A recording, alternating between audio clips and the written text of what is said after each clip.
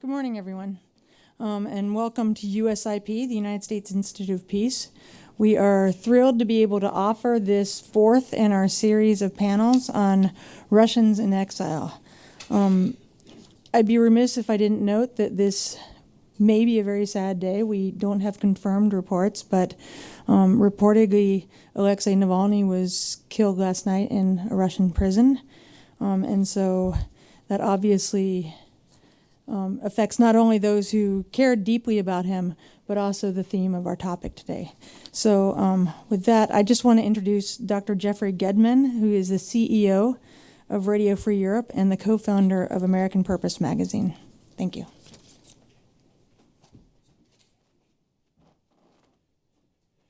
So good morning, everybody. It's nice to see all of you and those joining virtually. I'm Jeff Gedman, and I'm the publisher and co-founder of American Purpose. I'm now a two-time former president and CEO of Radio Free Europe, Radio Liberty, and serve on its board and another new federal board overseeing U.S. international media.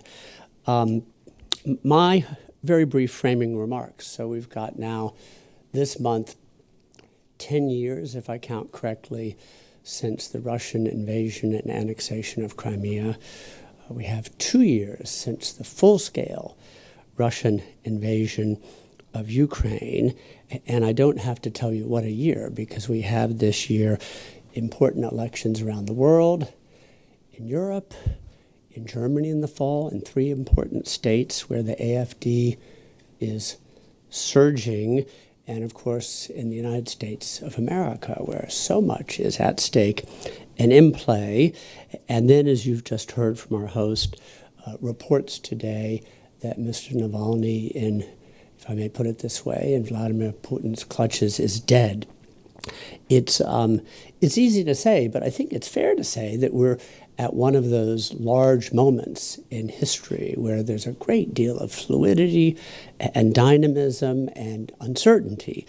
I think more than anything I can recall in my professional life. We have a great panel today, this fourth in this series. You know, in Washington, I think we often scoff of the vision thing. We belittle it and we minimize it.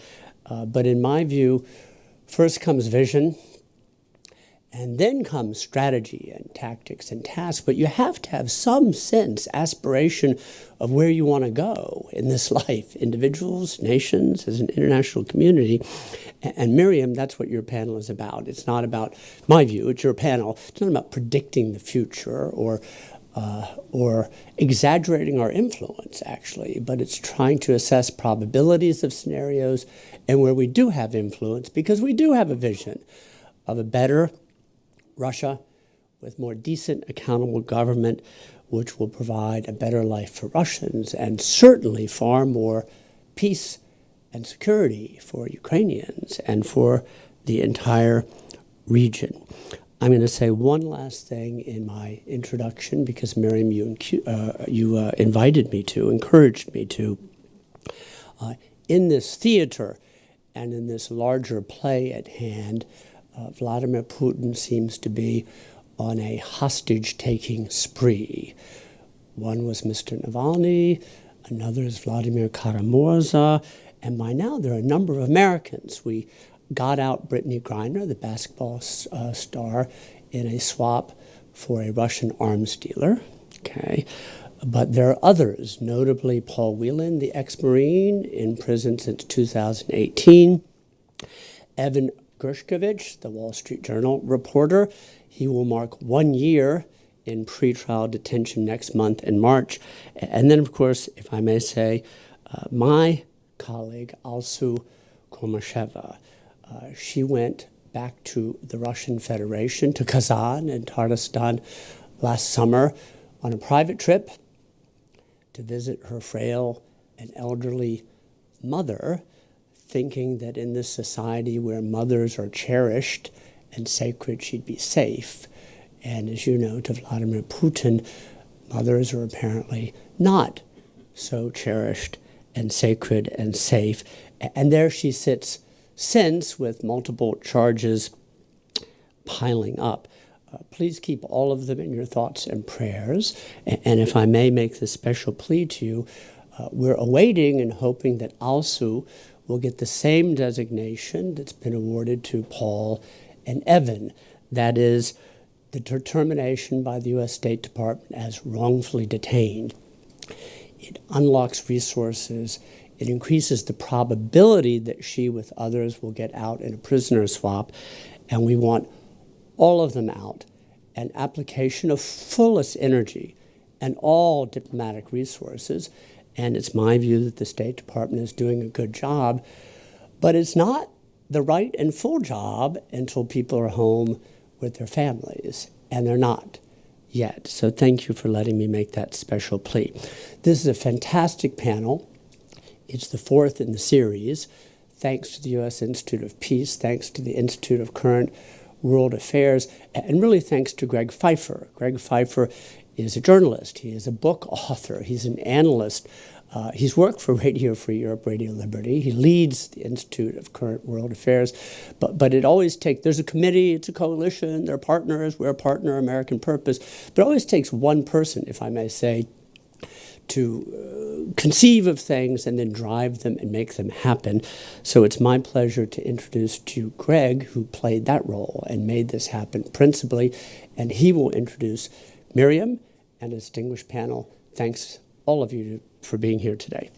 Greg, you have the floor.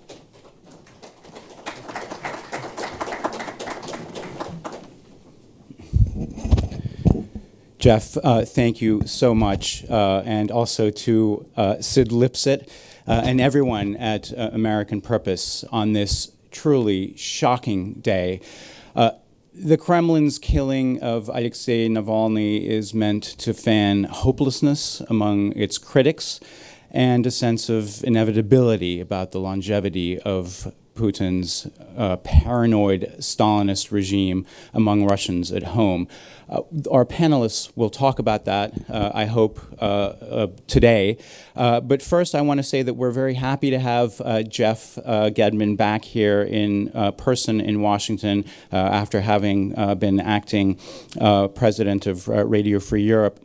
In addition to all the important writing and discussions that his group is putting on, he's still committed to RFERL and not least campaigning to release Al-Su, who's essentially being held hostage in a Russian prison. And also big thanks to the U.S. Institute of Peace and to Mary Glantz, to Elizabeth June, Heather Ashby, and Ambassador Bill Taylor. Thanks so much for putting on this series with us and hosting us so well here. And also thanks to everybody joining us online. This conversation is the most challenging of all of our series of 4 talks because it concerns very big unknowns. Even though what comes after Vladimir Putin, or Putinism, if his regime is maintained by successors, has already been one of the biggest questions about Russia for the past almost quarter century since Putin's sweeping into power ended a decade of post-Soviet westernizing reform. Looking to history is crucial. Putin is very much the product of traditional political Russian culture, having resurrected the kind of authoritarian regime that existed not only during the 70 years of Soviet rule, but also centuries of Tsarism. But the reasons for Putin's success and his longevity exist very much in the present day. Among them, some of the determiners of the Russian character and Russian culture, the country's vast geography, its terrible climate, its terrible winter, things that reinforce the importance of the collective rather than the individual in the imagination of a society for which survival has always been challenging. So what are the conditions that will help determine what comes next, both inside Russia and globally? It's crucial that we think about them now, for our sake as well as for Russia's. What are the main challenges facing institutional and social reform, including decolonialization, interpreting of history and identity, and the interests of Russia's many minorities? How can the United States and other Western countries play constructive roles next time around? What lessons learned from the 1990s? I am absolutely delighted that we have some of the leading Russian exile voices here to discuss these questions. And I think another way to describe them simply is leading global intellectuals. Sergei Guriev, joining us online from Paris, I think, is provost and professor of economics at Sciences Po at Paris University. And later this year, he will be the next dean of London Business School. He previously ran the New Economic School in Moscow. He's served as chief economist of the European Bank for Reconstruction and Development, and he is co-author of the book Spin Dictators, The Changing Face of Tyranny in the 21st Century, which is an absolute must-read. He is also a central hub of the Russian intelligentsia in exile. Natalia Arnault, here with us in Washington, is a well-known advocate of democracy and human rights, who is founder and president of the Free Russia Foundation, a fantastic, dynamic organization that provides all kinds of help that is very crucial and nurturing to civil society actors, to future leaders, and many other exiles persecuted by the Russian and Belarusian governments. Free Russia is also a leading voice here in Washington and generally to Western policymakers advocating effective Russia and Eurasia strategies. Joining us from Berlin online, I think he's in Berlin, where he's based, is Mikhail Tsigar, a leading independent journalist who worked for Newsweek Russia and the business daily Kommersant before becoming founding editor-in-chief of the TV news channel Dost. He is the author of the acclaimed All the Kremlin's Men, and most recently, the excellent new book, War and Punishment, Putin, Zelensky, and the Path to Russia's Invasion of Ukraine, although the British version that I read had a different subtitle. Mikhail won the International Press Freedom Award in 2014, and he had a fabulous piece just yesterday in the New York Times about how the Kremlin may feel that even completely sham elections are too much of a risk for Putin. Also joining us here in Washington is Jorgen Andrews. He is a State Department fellow here at USIP. He was previously Deputy Assistant Secretary of State in the Bureau of International Narcotics and Law Enforcement Affairs, where he oversaw justice sector assistance programs across Europe and Asia. He's also served on the National Security Council and abroad, including in Russia and Kazakhstan. Here at USIP, Jorgen has overseen an impressive, big expert project considering the potential for future political change in Russia. And we are honored to have as moderator Miriam Lanskoy, who is Senior Director for Russia and Eurasia at the National Endowment for Democracy. She is a political analyst and an expert in democracy promotion in post-Soviet Eurasia. She co-wrote The Chechen Struggle, Independence Won and Lost, with former Chechen Foreign Minister Ilyas Akhmadov, and it's great that we have Miriam moderating today. Our panelists will talk for about 50 minutes, followed by a Q&A with the audience.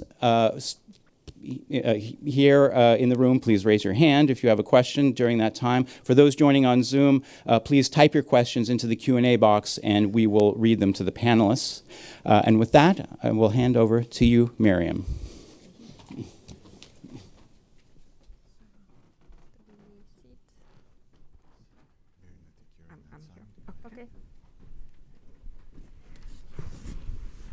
Okay.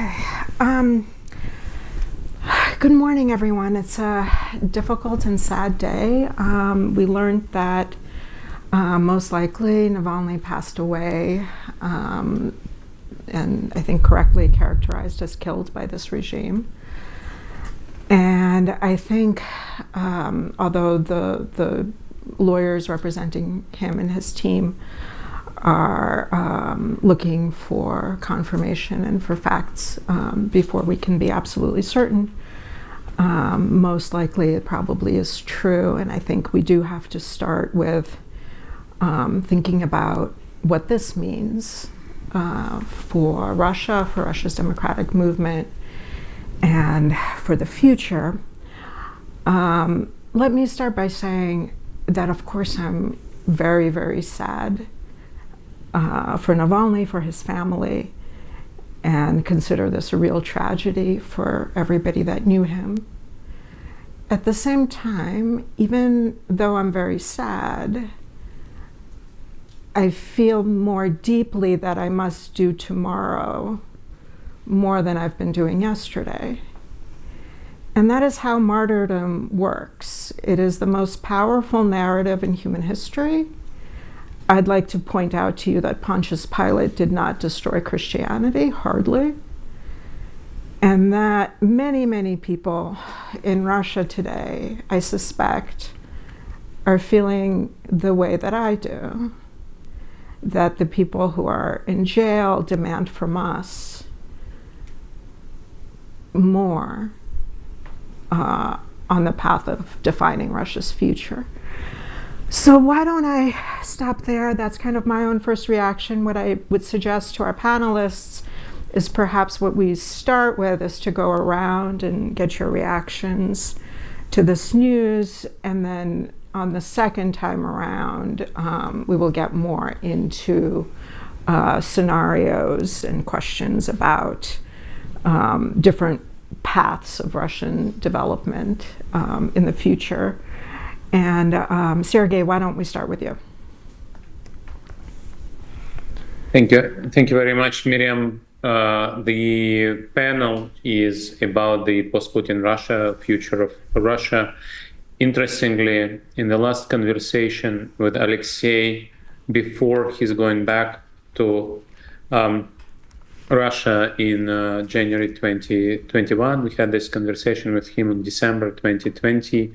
It's still on the YouTube channel of TV Rain, the TV channel that Mikhail was at some point the founding editor-in-chief, and also on my YouTube channel. We talked exactly about those issues.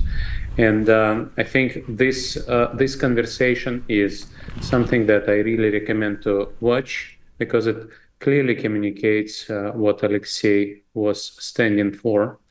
I still don't know, and I still hope that this tragic news is not confirmed.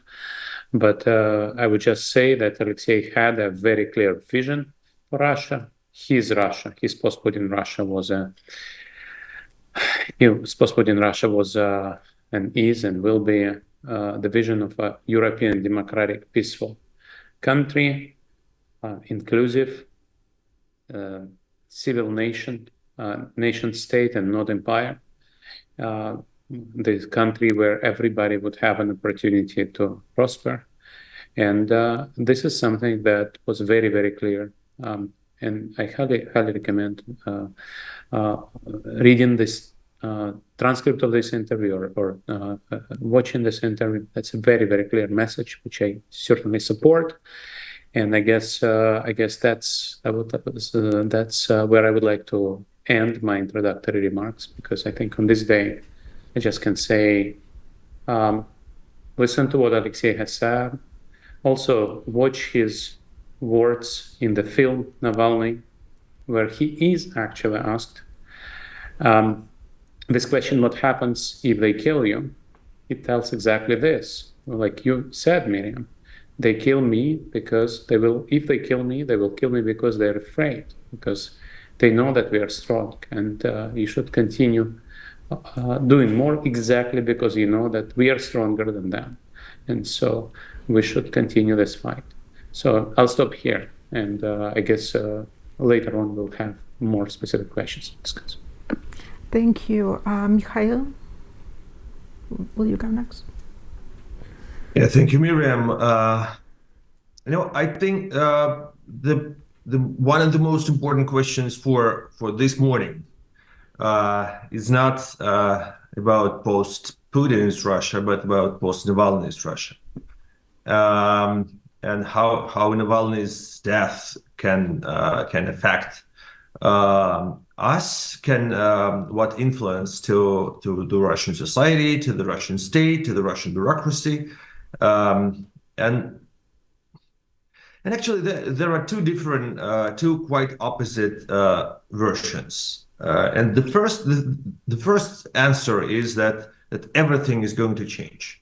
because for a lot of people in Russia and outside of Russia, Navalny for many years has been the symbol of the future.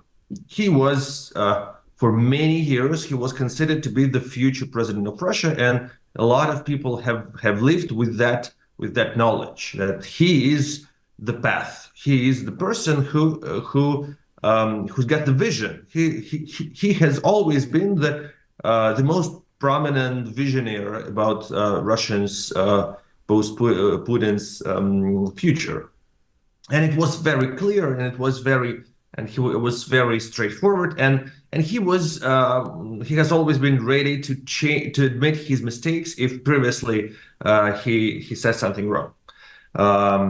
Another answer that I should speak about as pragmatic journalist, pragmatic Russia watcher who has seen a lot of changes, and this answer would be that nothing would change. That all emotions aside, but Alexei Navalny was in prison for so many years. He was not particularly visible by majority of Russians inside the country. He was not actively. He was not the actor of the life outside of Russia. So probably the theory might have been that actually it's going to be the same. Nothing would change. But as a historian, I know that this answer is wrong. So the pragmatic, the usual question, the usual answer, that hypothesis that great leaders go and they don't leave a trace, or just great newsmakers can disappear and nothing will happen. In Navalny's case, this answer is clearly wrong, because he is going to be much from starting this day. He's going to become much more than he was. He's if we accept the fact that he's dead, that means that his story is fully written, and he has become the pure and genuine example of Russian Messiah. It sounds weird. I'm sorry for those strange words, but in contemporary Russian history, we have never had that example of the person who was so idealistic and who was so devoted to his righteous case, who could show us that ideal moral example.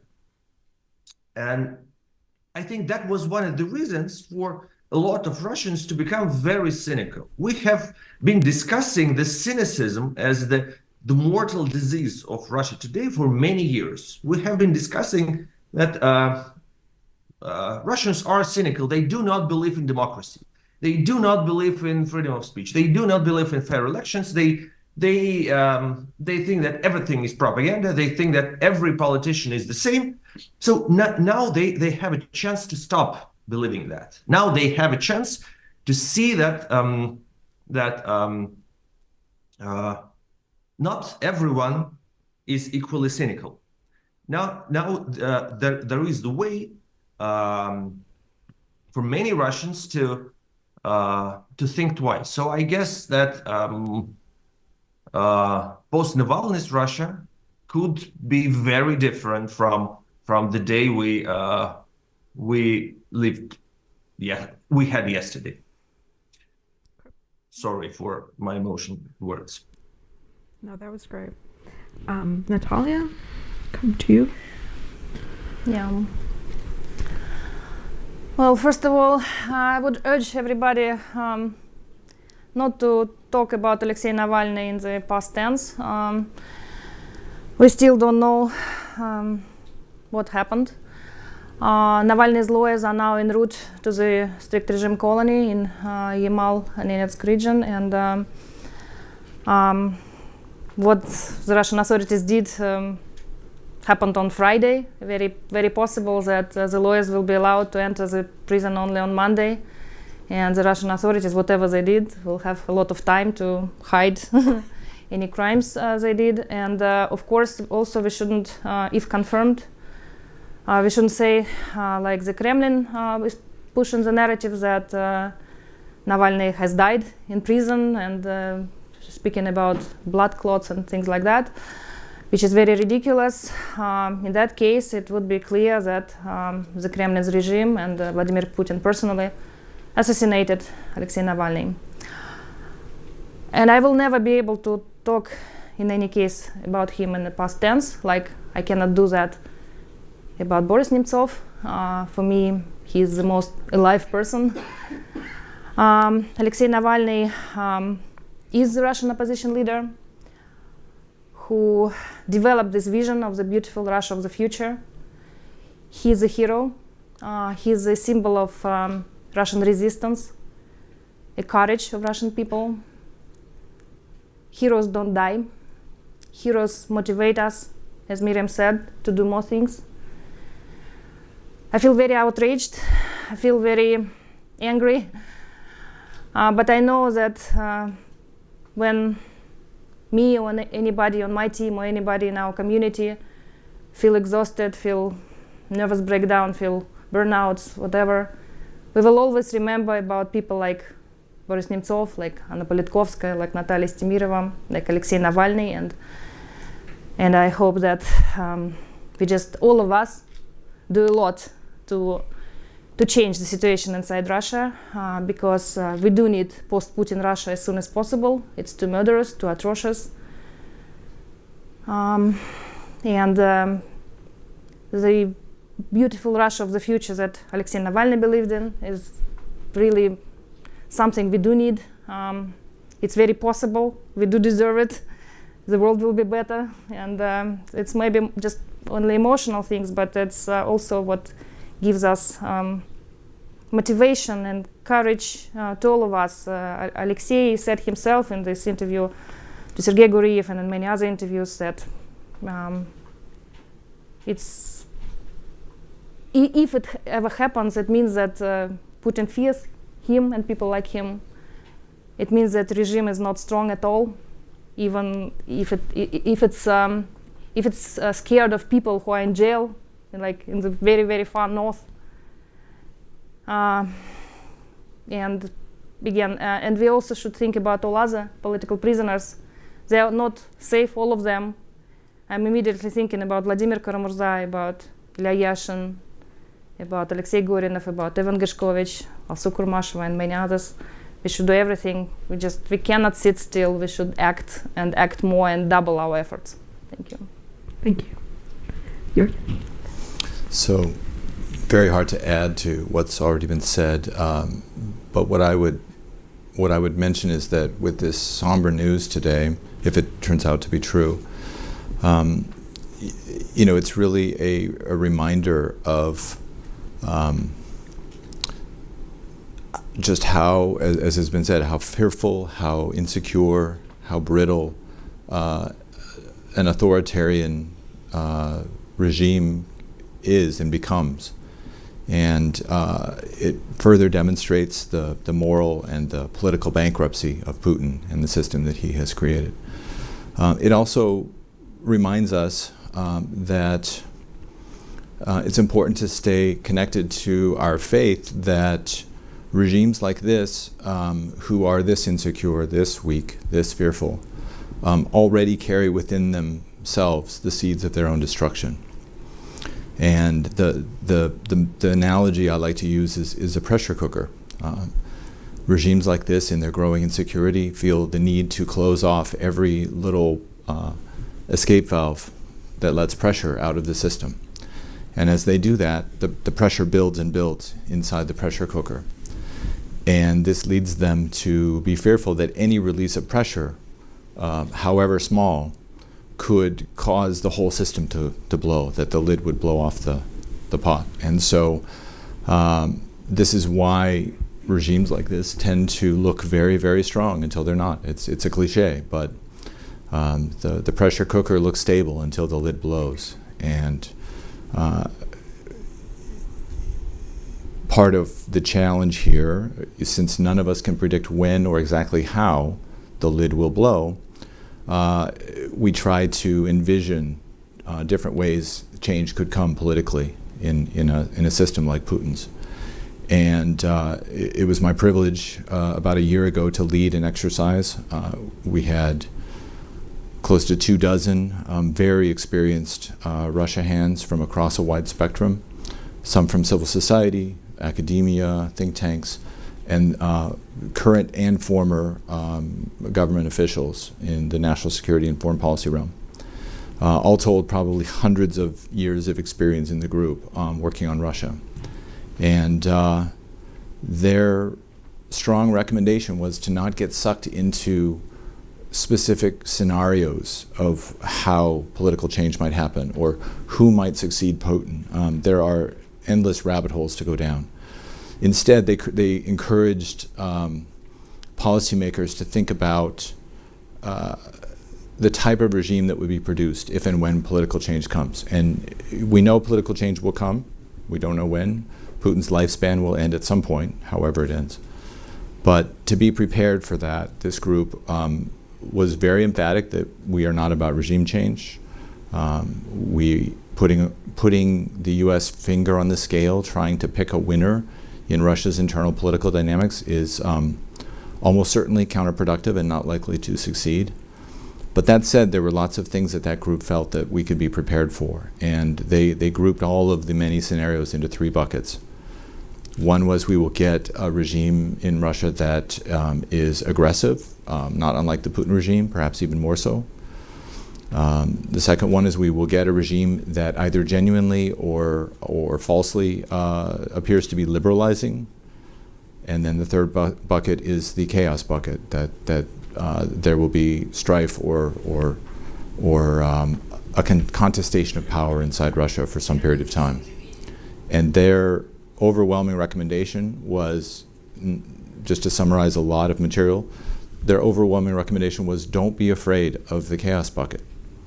That sometimes things do need to fall apart in order to build something anew.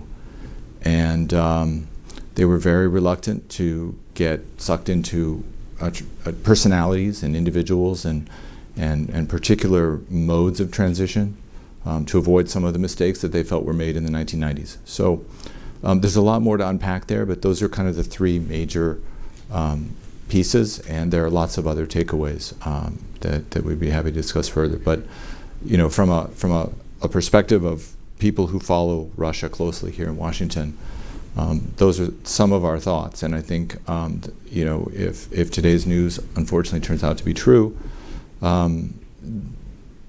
the kind of black swan event that could release a little bit of pressure in the Russian regime could very well be upon us.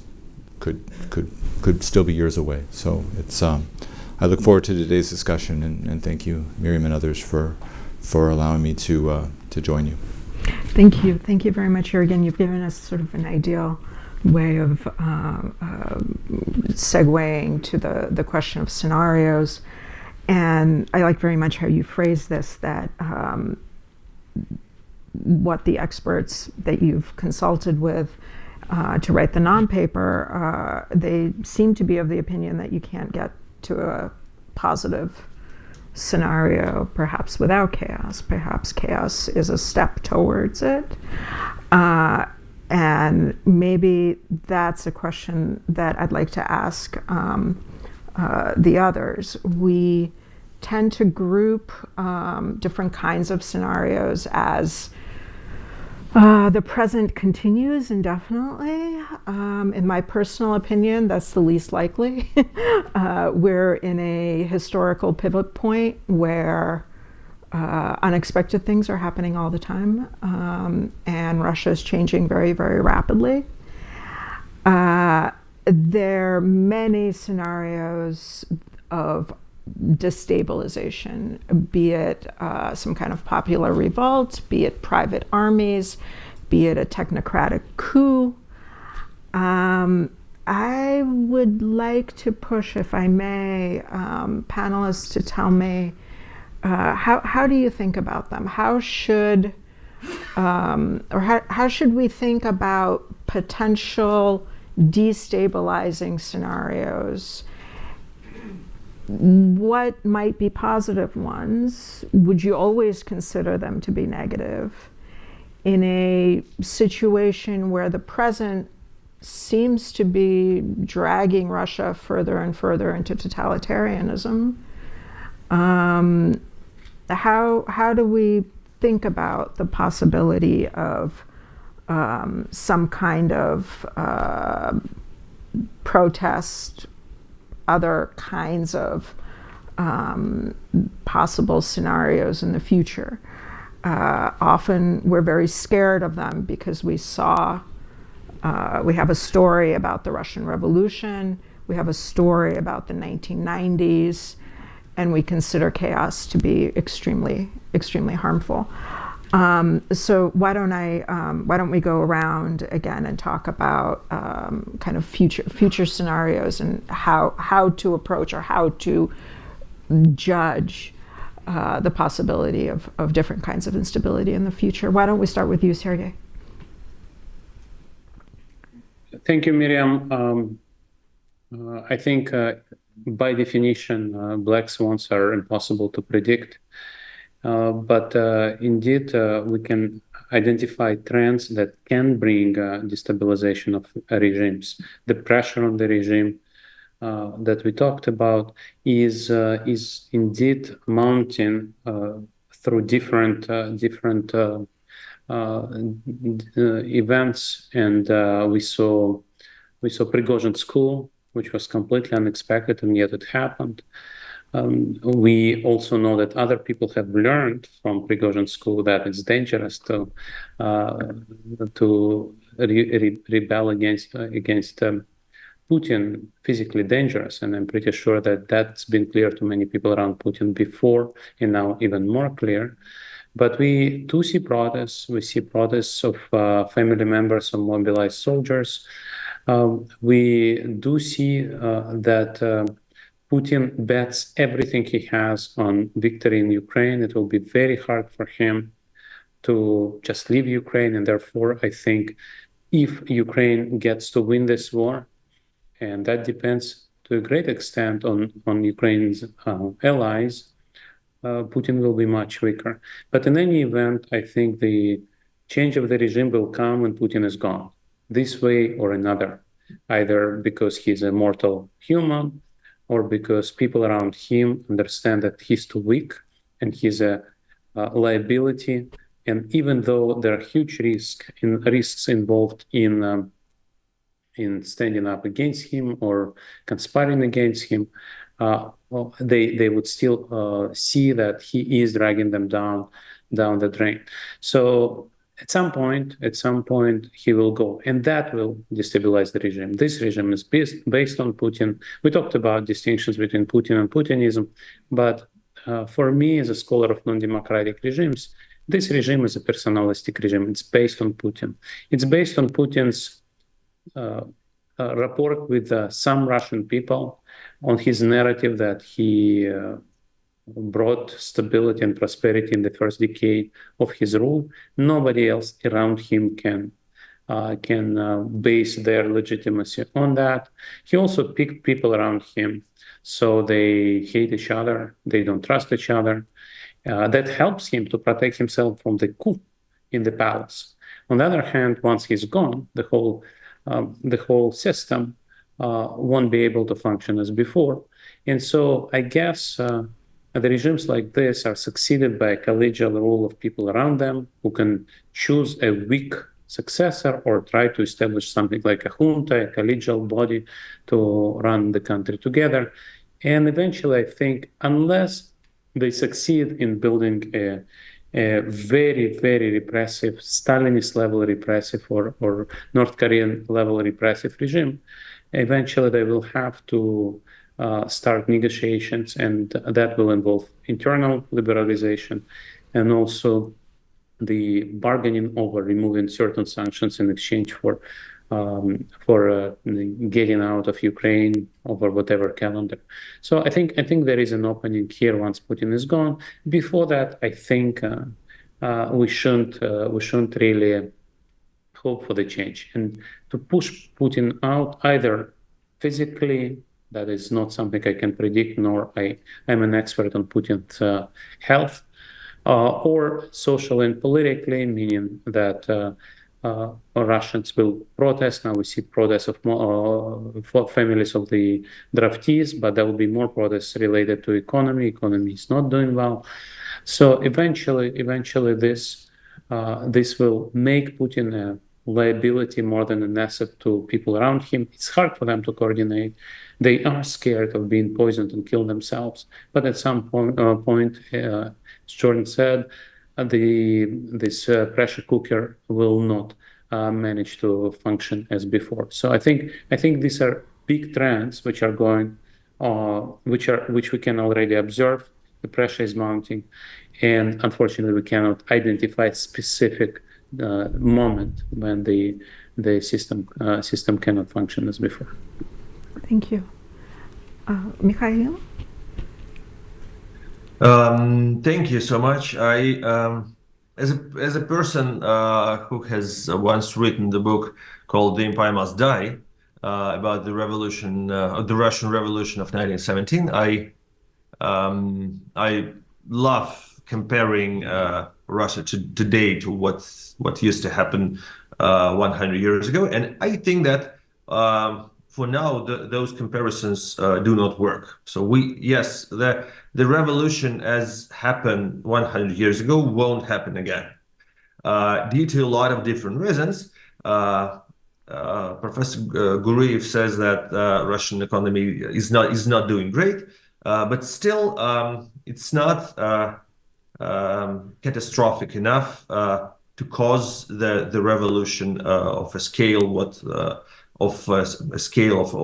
1917. As we remember, Vladimir Lenin was describing the situation, saying that Russian working class has nothing to lose except for their chains, and that was the very important condition for the revolution. And we see that in Russia today,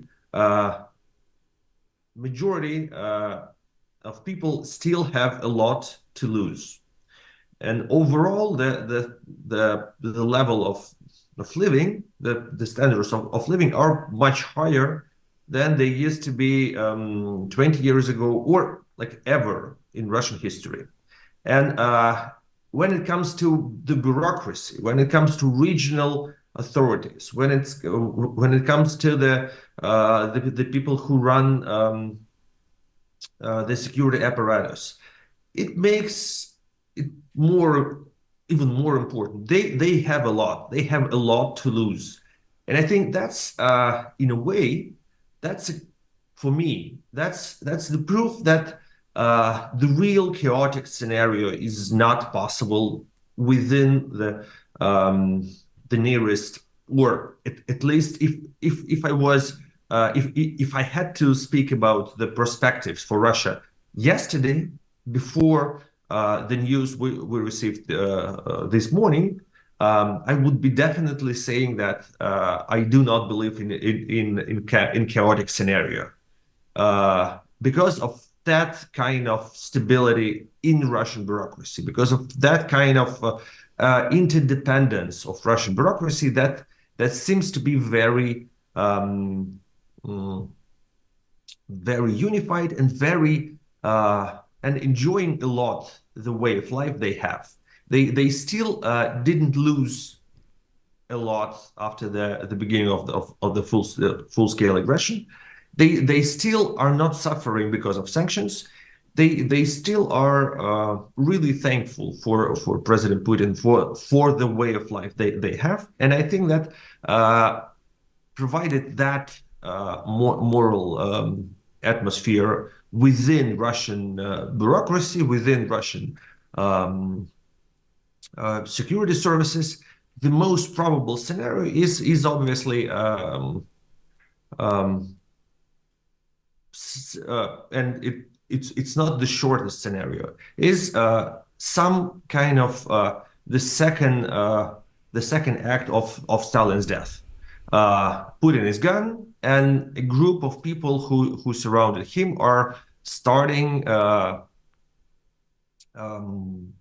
trying to deal with it, trying to organize a junta, interim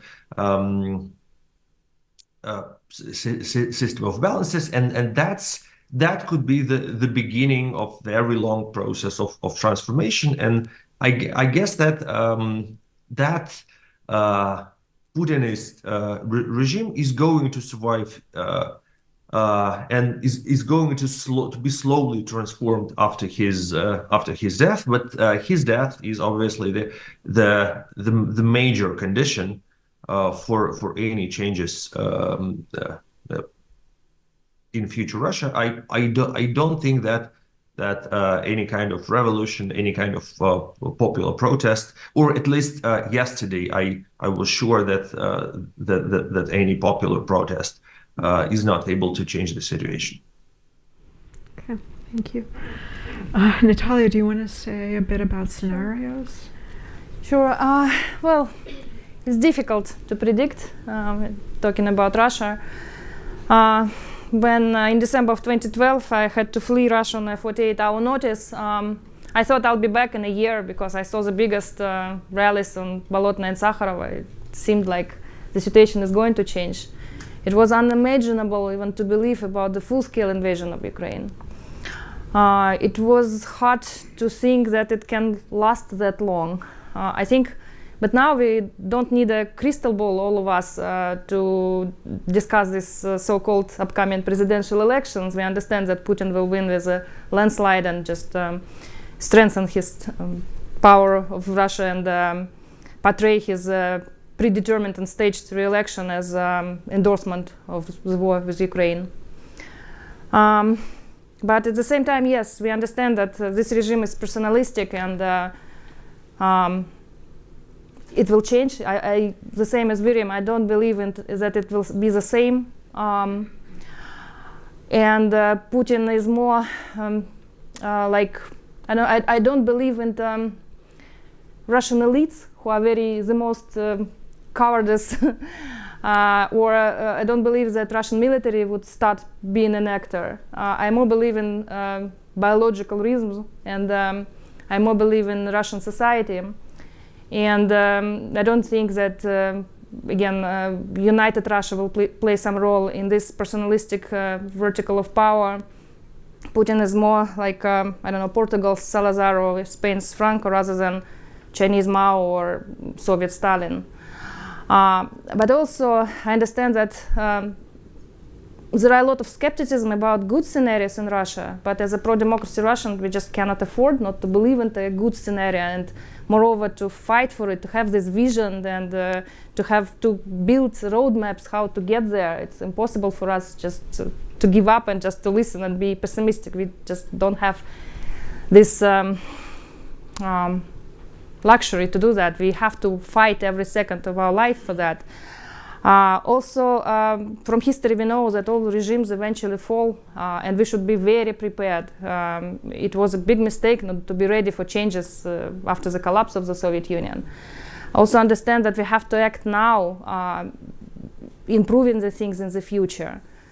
For example, I cannot not help, like Freedom House and many other organizations, and NED, of course, and others, not to help exiled Russians, because we know how they understand the situation inside Russia, how they are influencing the public opinion, how they understand how to counter propaganda and do many other things.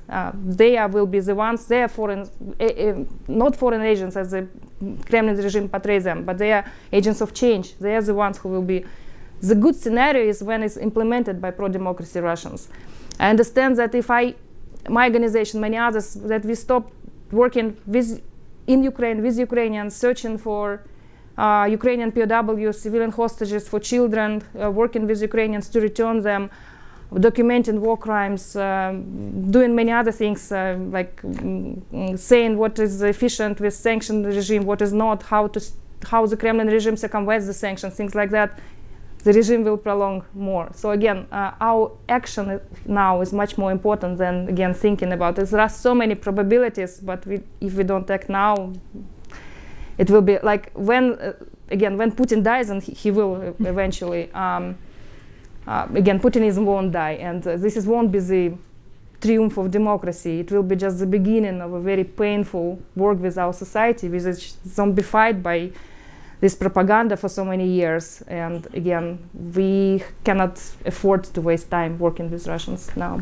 Yeah, please, Jordan. Just a really quick comment.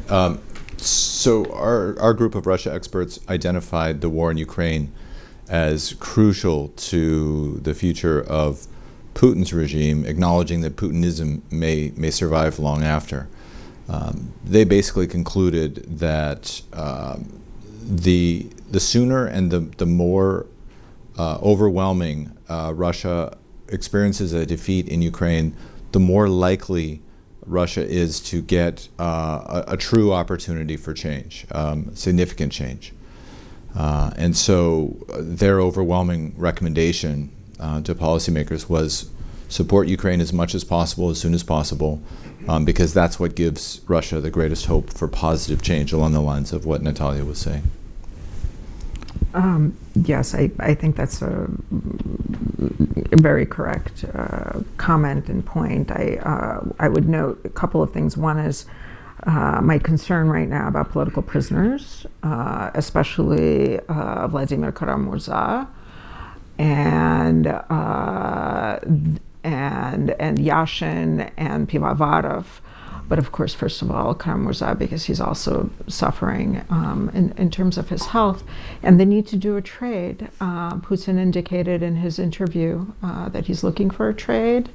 I would note that Russian authorities arrested a German tourist recently, and perhaps that's one area.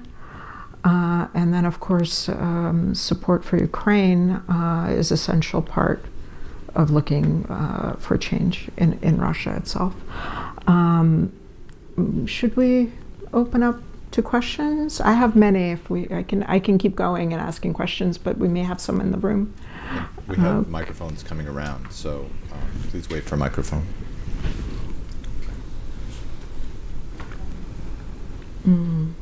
There were several hands up here.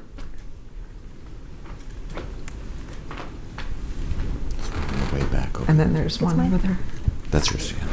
Thank you all for speaking today. I have a question. Do you think that the events that happened today with the death of Navalny, do you think that will convince the Republicans in Congress to support Ukraine, to give more aid to Ukraine? And do you think it will also maybe help to lead to the downfall of Trump? Thank you. I don't know who wants to take that.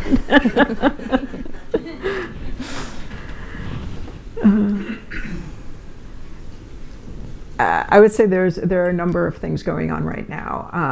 There's, in addition to the news today about Navalny, there's also statements about new threats from Russia from in our Congress, and there's clearly a conversation going on in the House.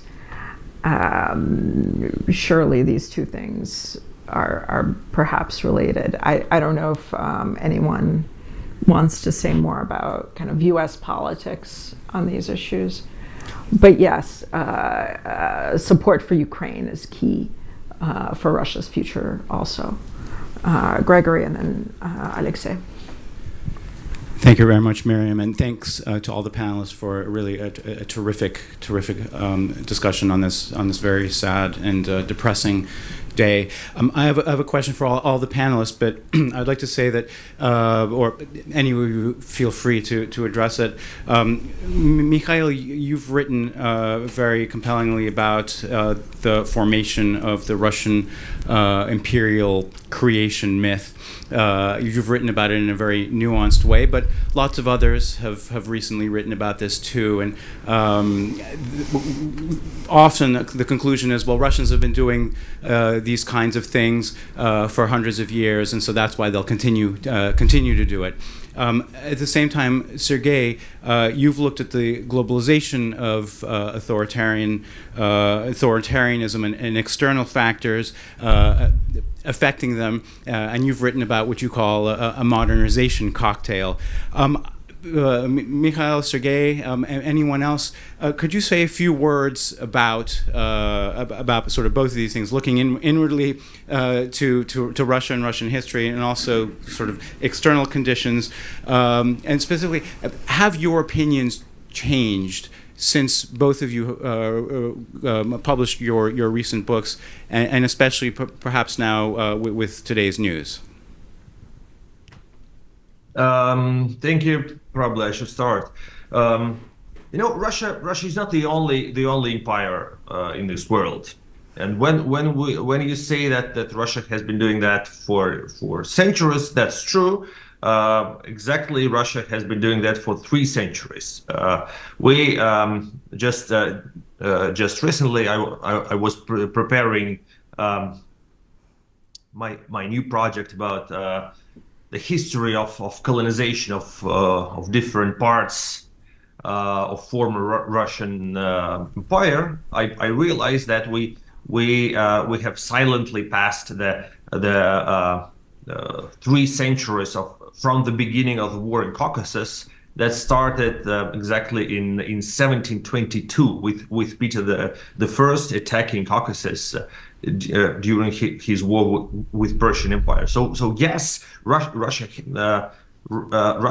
experience as an empire is 3 centuries, and it's not the only country in the world that had to struggle with this experience, and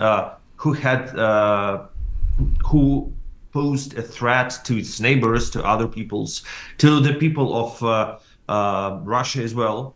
So, and that was the key issue of that idea of how can we overcome it? How can we get rid of that imperial curse? How can we what should we do with our mentality? How we should change the perception of our history to get rid of the imperialist approach to Russia.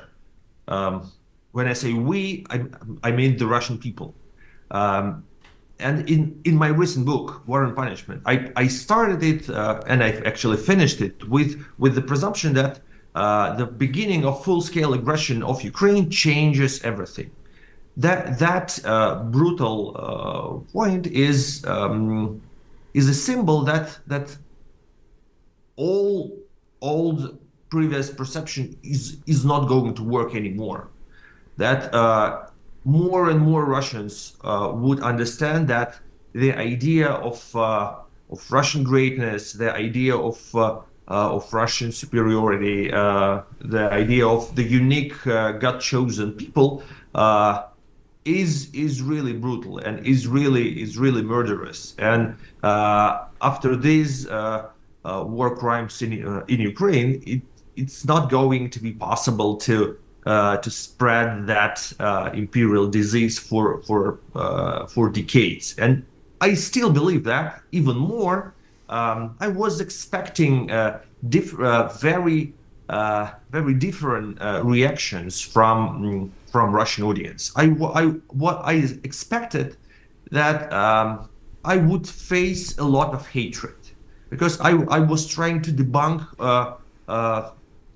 in a very painful way the imperial myths of Russian history. I actually started, and I will do that again and again, rewriting Russian history. And I'm now still trying to eliminate traditional imperial narrative and try to write another narratives of new Russian history. And the reaction I encountered is completely different from what I was expecting. I see a lot of people who thought differently before that, before the beginning of this conversation, before the beginning of the full-scale aggression, before sometimes reading my book. They are getting involved into that conversation. Sometimes it's hard, sometimes it takes time, but I don't see that hatred from both sides. We all know that that sometimes Russian liberals are can also be Russian imperialists, but still occasionally I think that we have started that very dramatic work, and it's inevitable. It's going to be long, but I see some positive signs while I'm working.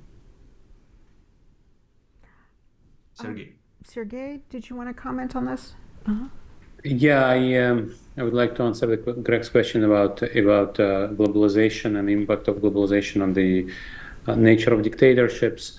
So what we wrote in this book, Spin Dictators, was that the coming transformation of authoritarian regimes from being based on open repression and fear to being based on manipulation of information and lies.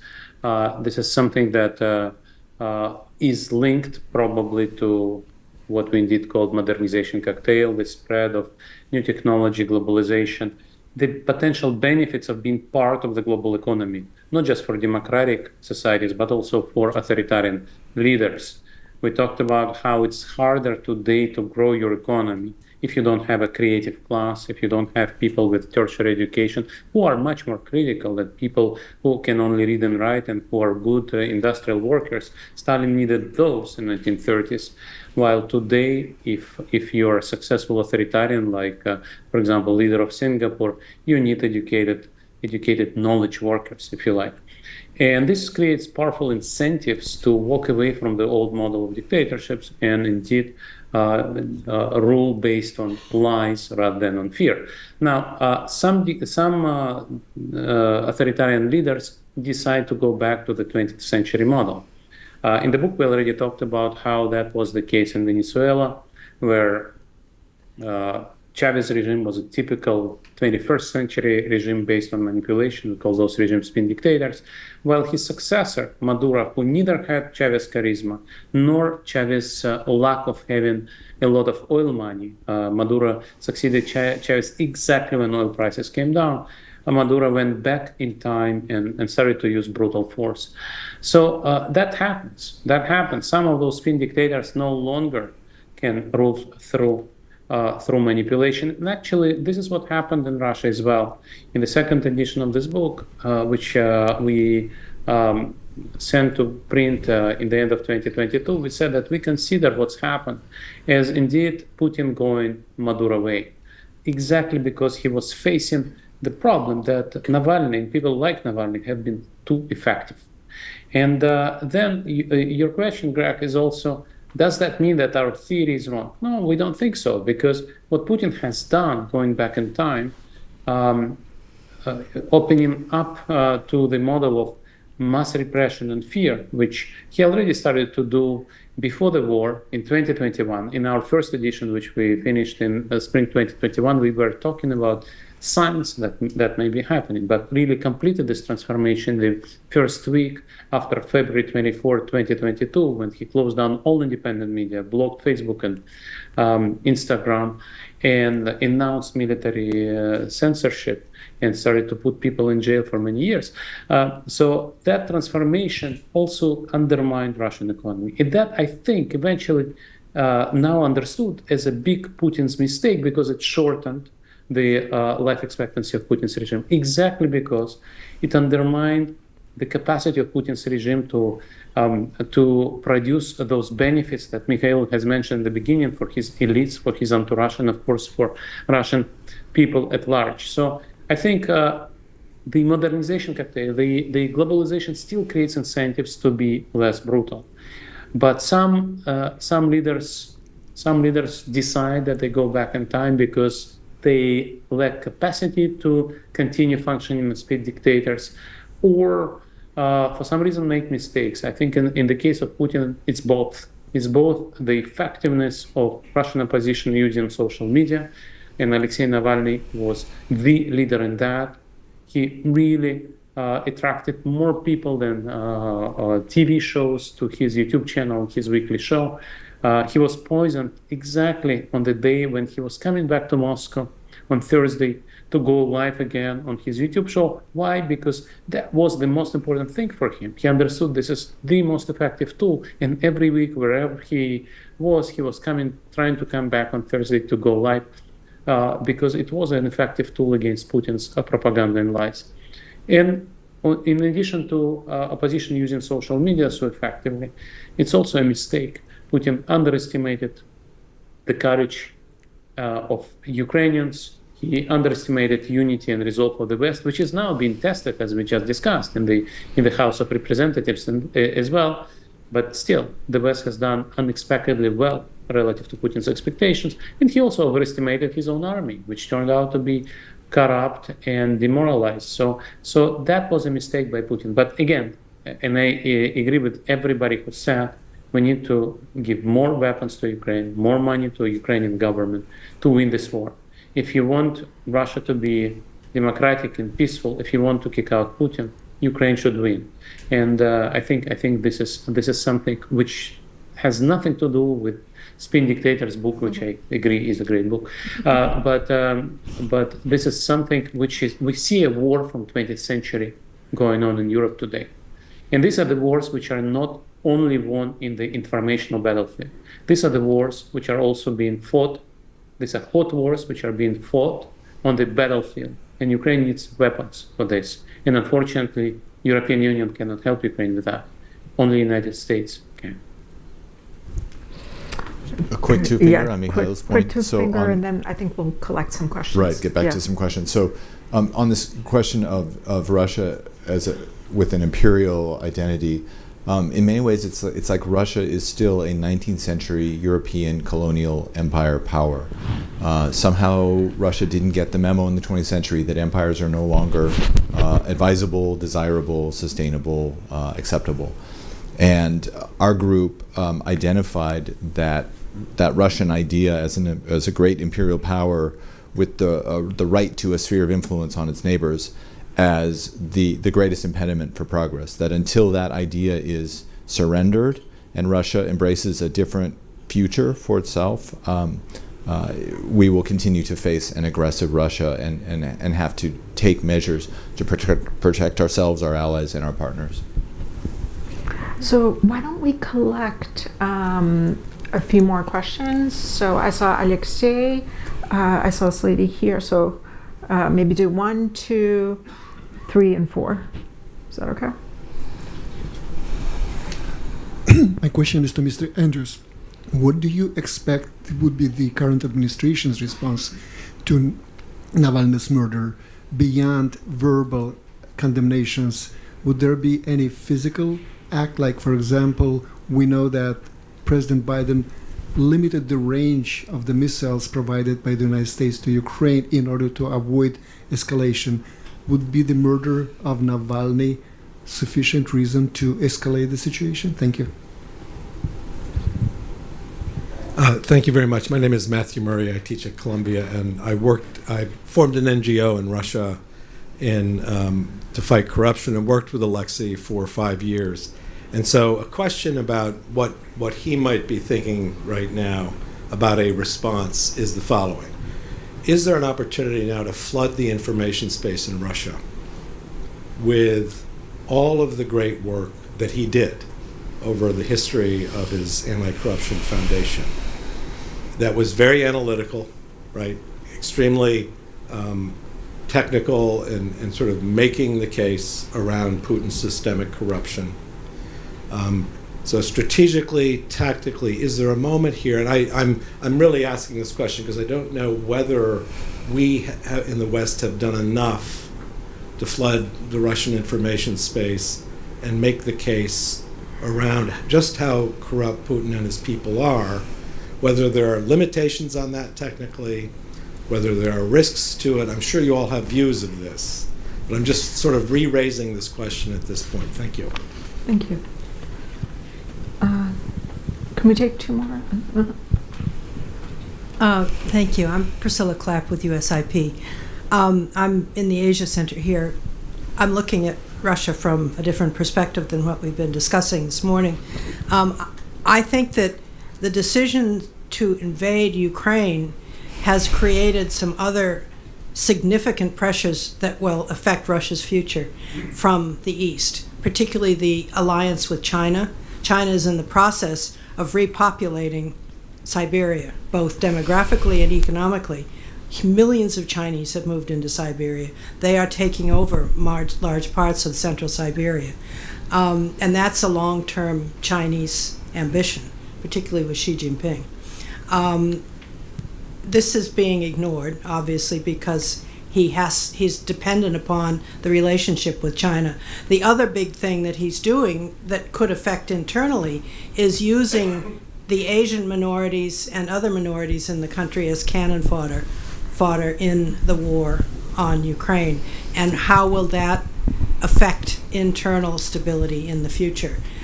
Will other parts of Russia start to peel off towards Asia in the future? Is Russia going to get split between Europe and Asia? These are global trends that I think we shouldn't be ignoring as we look at the post-Putin period, because he has sown the seeds of a lot of Russia's potential future destruction. Thank you, and behind you.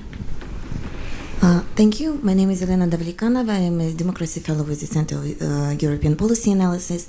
And thank you very much for talking a lot about the meaning of the victory of Ukraine for changes in Russia, and the recent report of the Center for European Policy Analysis containing Russia securing Europe also thinks that it is extremely important. But I would like to ask you, what do you mean by the victory of Ukraine? Because the narrative changed from as long as we have to as long as we can, and now it is Ukraine is still standing, and this is already a victory. And my second question is, do you think that the strategy of the United States, which allowed Ukraine to not be defeated, but never allowed Ukraine to actually win this war by now, should be forgotten, and how should it be changed? Thank you. Okay, we've got a lot of questions. Who wants to start? Natalia, why don't we start with you? You haven't spoken. Yeah, so on history, it's very important for us Russians to understand that we are in this point because we didn't analyze our history well enough after the collapse of the Soviet Union. We didn't condemn the crimes of the Soviet regime. We didn't think about all this. When I was in school, we were taught that my ethnicity of Buryats and many others, we were voluntarily joined the Russian Empire. So we didn't discuss all of that. We didn't discuss that, yes, it's a huge country. It's not 11 time zones. It's not now 80 plus regions. It's 190 ethnic minorities as well. All this is very important for us to move forward. But at the same time, it's very important not to become hostage of our history. This is what Putin does. He's twisting history. He's making it as a dominance, while the mentality and the behavior of many people, it's impacted by their experience, but who is next to them, about their environments. And so it's very important for us, for democracy Russians, to find good things, positive things in our history, to find new heroes, new concepts, and just to build on that. To make our history not like leader-centric, not to discuss Tsars and then the Soviet leaders and then Putin and all that, but to remember about people's resistance. Right now, in history, not only all these who are on the Putin side, but also we should remember about those who are resisting inside Russia and in exile, about all these political prisoners and all these protests, about setting conscription centers on fire, derailing trains and all that. It's also part of the history. So I think this is also very important. About flooding the space, I think it's also up to Russians to talk to Russians and to give this truthful information what is happening. Technically, it's very difficult because of all these restrictions and self-imposed sanctions of the big tech and not be able to target, have more targeting inside the country and things like that. While at the same time, Russia is the second country in the world to install VPNs, or again, a lot of things are happening in social media and even old school methods like printing out internets, stuffing mailboxes and things like that. So this is happening. On ethnic minorities, Asian minorities, it's true that it was very disproportionate, especially in the beginning of the war, but it's not only ethnical national republics, it was more those are being conscripted to the war, they are from the poorest regions of Russia, including, of course, and the majority of them are national republics. And it was, of course, a deliberate strategy, a deliberate policy of the Kremlin's regime to impoverish regions, to take all the money to Moscow and then distribute it between regions. The biggest demand is for federalization. Russian Federation is a very Potemkin village. It has never existed as a unitary state. There is more demand to have democratization of Russia, decentralization and federalization, rather than anything else, rather than separatism. And even if it happens, it's also not that easy. It's still 80% Russian minority majority. It's still 70% of territories. It's very difficult even to think about all this border-wise and anything else. Composition-wise, again, in the Republic of Buryatia, there are less than 30% of Buryats. And only, I think, 6 national republics where the titular ethnicity is in majority in this region. It was against Stalin's policy to divide again, the Republic of Buryatia was divided into 5 parts, now it's 3 regions of the Russian Federation. And all this, it's huge Pandora box, it's more like all this decolonization should happen in with our values, with our mentality, rather than it's a process again, but also it's good, and all the ethnicities, nations, they should have the right for choice, but only after democratization. This is the first thing. Only democracy in Russia is a guarantee of sustainability of Ukraine's victory, and under Ukraine's victory we understand borders of 1991, internationally recognized borders, no Russian troops everywhere, no influence, nothing, just mind your own business. And Ukraine, of course, joining NATO, EU, whatever Ukraine wants, and be like a civilized, normal neighbor. This is the victory of Ukraine, for us. And then, yeah, did you want just to pick up a couple of questions? So, as a fellow here at USIP, I certainly don't speak for the U.S. government. I don't represent the government. And I wouldn't presume to predict their reaction to today's events if it proves to be true. What I will say is that this news would add to an already massive pile of evidence that the Putin regime is engaged in an endless stream of illegal, horrific, immoral, dangerous, destabilizing behaviors in Ukraine and elsewhere. And so this just adds to the case that our job number 1 should be to help Ukraine and to deter, contain, and mitigate Russia's unhelpful, unconstructive, destructive behaviors throughout the international system. On the question of communicating and kind of saturating messaging into Russia, Putin's ability to control the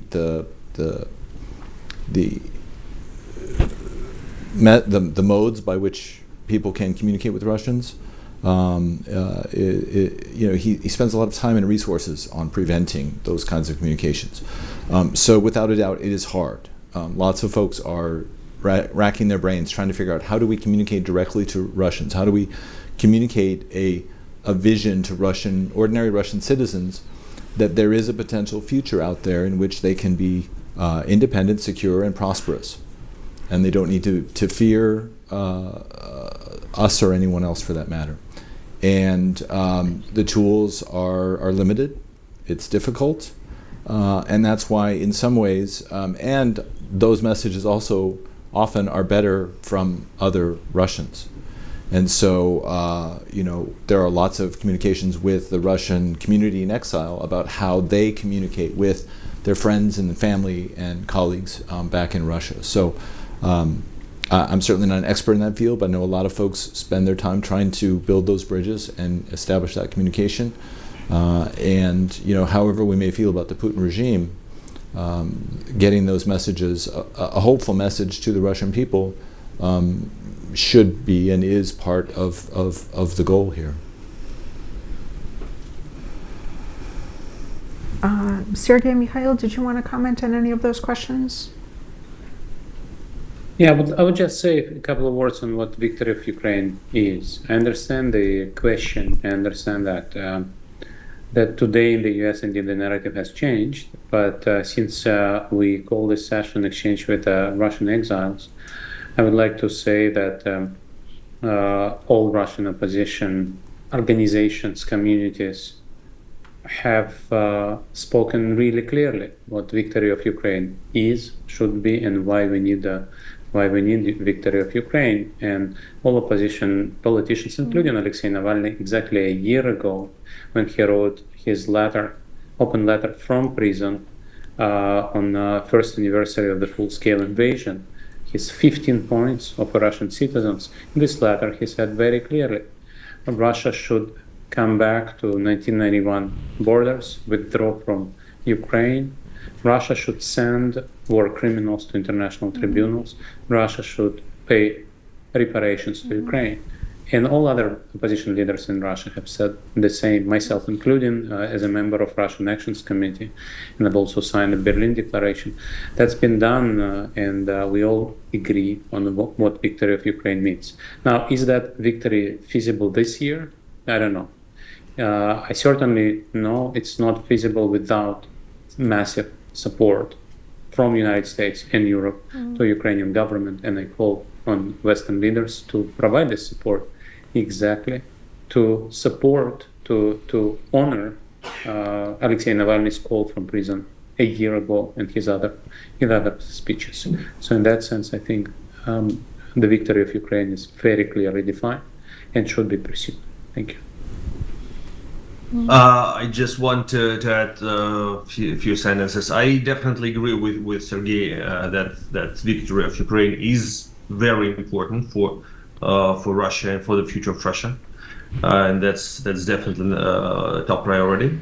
Another important issue that comes to my mind today, after all those questions, is that yes, we need to remember that the Russian people doesn't mean Putin, and we don't need we must remember not to equalize that, and we must remember that there are a lot of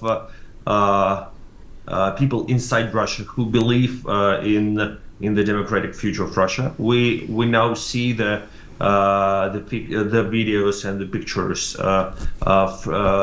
we're receiving from Russia that in a lot of cities there are spontaneous memorials being organized for Alexei Navalny, although the news is not confirmed, but a lot of people are very emotional. They are paying their tributes, they are bringing flowers, although they understand that it must be very dangerous for them physically.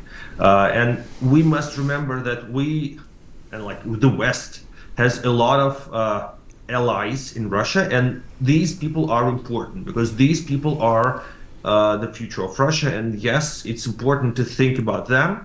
It's important to think of how we can help them. We